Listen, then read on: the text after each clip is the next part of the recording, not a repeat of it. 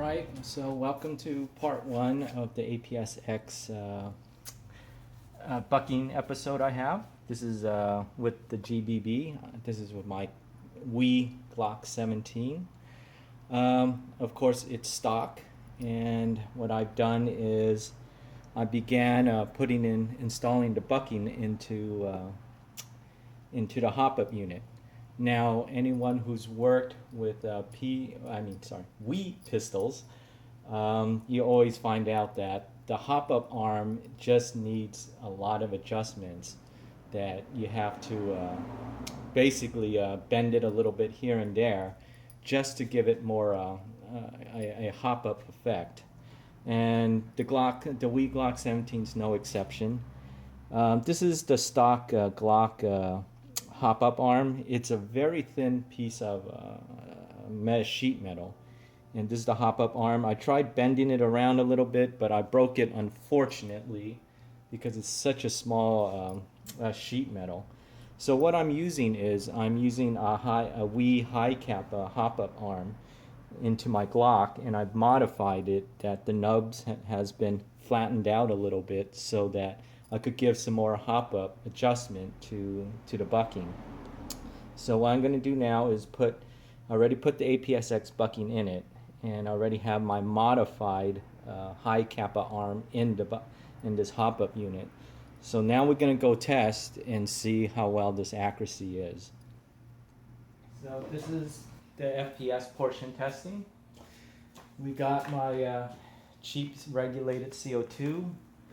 It's outputting 120 psi. We are using the Elite Force 20 gram BBs. And the only thing we modified on this Wii is the bucking and the hop-up arm. There we go.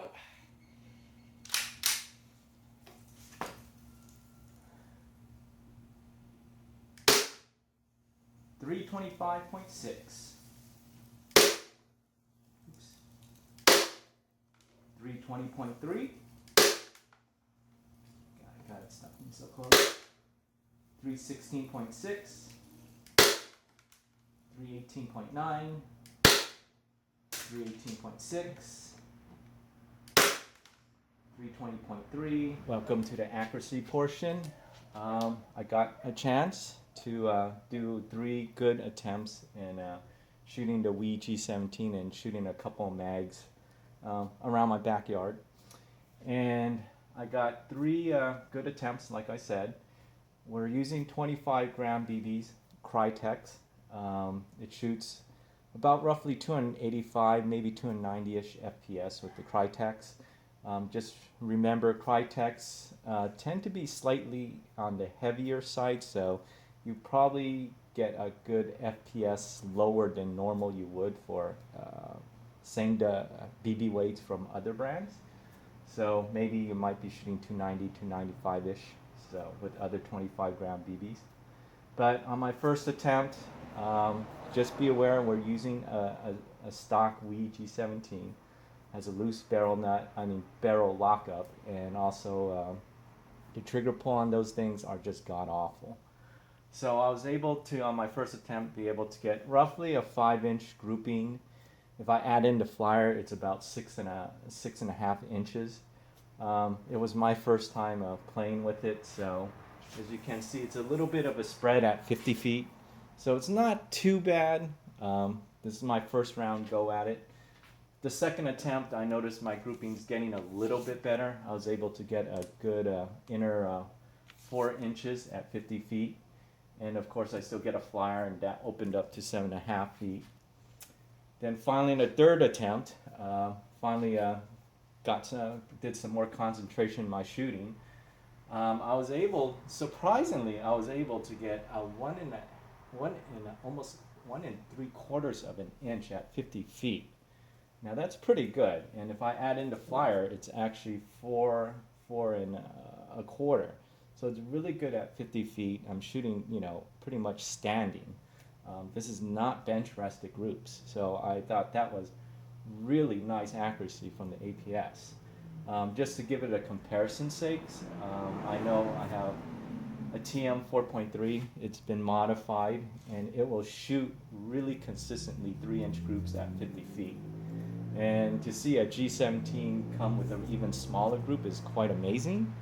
But you have to remember that the Wii is stock, so you're more likely to be shooting somewhere around the second attempt. So you're probably shooting in a circle of 5 inches at 50 feet. But for a stock G17, that's not bad. You have a good day, your groups could be even smaller, but you got to remember that that's not really the norm type things.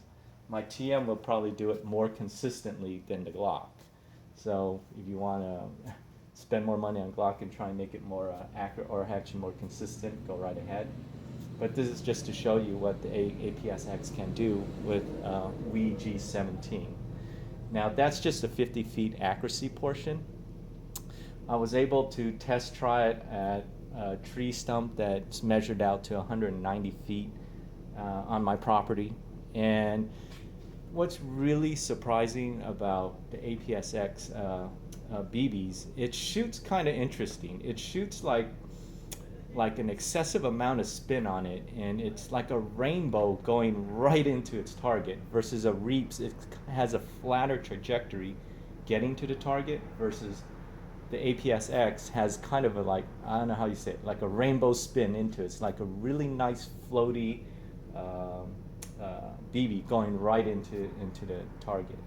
Now, of course, you know, nobody's going to call a 190-foot pistol hit, because chances are they could barely feel that thing. So, but just to overall my experience with it, I mean, just the bucking and modifying the hop-up arm on the Glock 17, I'm actually pretty pleased on the results. Final thoughts segment.